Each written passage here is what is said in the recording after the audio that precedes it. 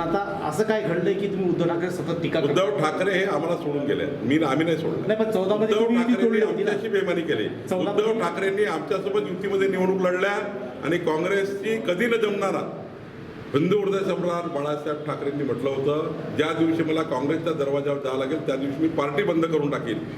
हिंदू हृदय सम्राट बाळासाहेब ठाकरे यांचा विचार उद्धव ठाकरेंनी सोडला, ते काँग्रेसकडे गेले.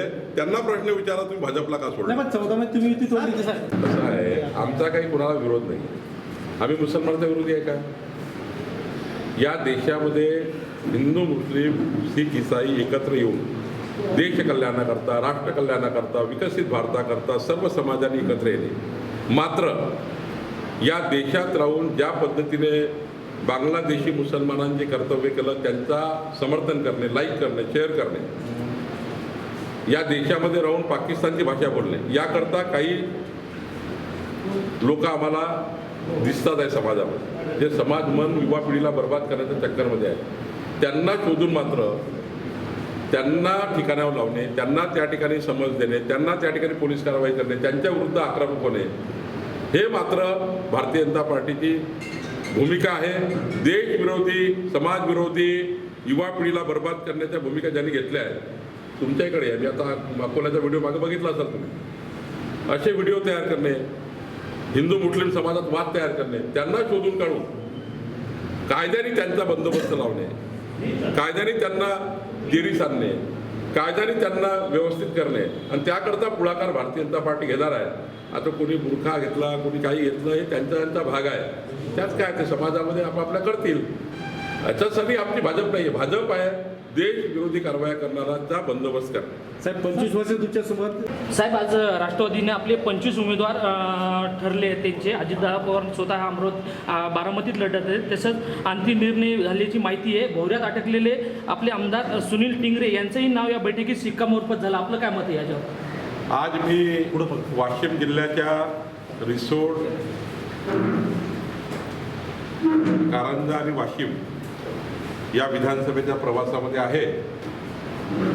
महायुतीच्या सर्व विधानसभा निवडून याव्या याकरता हा प्रवास आहे. मला विश्वास आहे की विदर्भातनं मोठं यश महायुतीला मिळेल.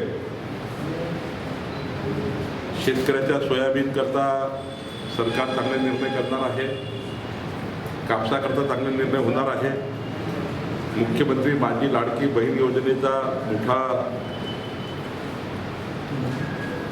या ठिकाणी अनुदान मोठ्या प्रमाणावर महिलांना मिळत आहे. आणि आता जनतेला हे माहीत झालं आहे की महाविकास आघाडीला मत देणं म्हणजे योजना बंद करणे, काँग्रेसला मत देणं म्हणजे मुख्यमंत्री माझी लाडली बहीण योजना बंद करणे, आणि महायुतीला मत देणे म्हणजे योजना सुरू ठेवणे. आता जो प्रश्न आपण विचारला, मला वाटतं कुणीतरी पुन्हा एकदा ते याद्या प्रकाशित केल्या, यामध्ये मला तथ्य वाटत नाही. कारण महायुतीचं बोलणी चालू आहे, आणि जोपर्यंत आमचे तीनही नेते एकनाथजी, देवेंद्रजी, अजितदादा तिघही जॉईंटली प्रेस कॉन्फरन्स होत नाही, तोपर्यंत मीडियाच्या बातम्या, काही कोणाचं वक्तव्य, याला काही अर्थ नाही. महायुतीची एकच सर्वांचे मिळून आम्ही जी योजना तयार केली आहे सीट वाटपाची, जिंकण्याकरता लढायचं असल्यामुळं ज्या ठिकाणी तीनही आमचे नेते मी असणाऱ्या त्या बैठकीमध्ये अंतिम शिक्कामोर्तब होईल. आमचा केंद्रीय पार्लमेंटरी बोर्ड अंतिम शिक्कामोर्तब करेल. त्यामुळं अशा बातम्या ज्या येतात त्या बातम्याला अर्थ उरत नाही, या बातमीलाही अर्थ दिसत नाही. आमच्याकडनं काही बातम्या येत असतील, हा उमेदवार, तो उमेदवार, ही सीट भाजपला, यालाही अर्थ नाही. आणि आम्ही ठरवलं आहे तीनही पक्षांनी, एखाद्या वेळी आमची सीट कमी जास्त होईल किंवा त्यांची होईल ते चालेल, पण भाजपा महायुती ही जो जिंकेल त्याला सीट देणार आहे. त्यामुळं या बातमीला मला अर्थ वाटत नाही. मात्र